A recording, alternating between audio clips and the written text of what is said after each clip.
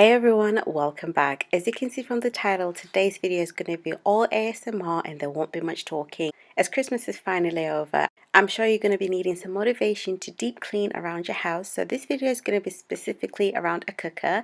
I know if you did a lot of cooking, you're going to need to deep clean that, so life goes on. So we're just going to focus on the top part of the cooker today.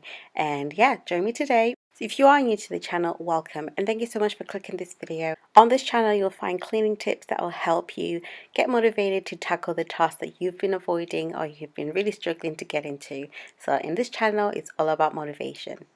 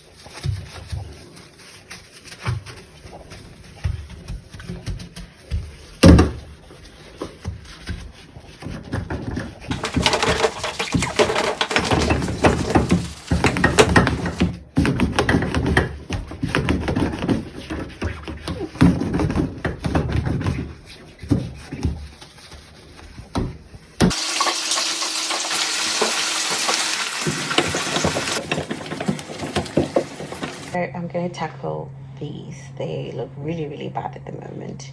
So I'm going to try and make these come back to their original color. So yeah, let's see how well we can get it done. So I'm going to get my trusted product, the Pink Stuff.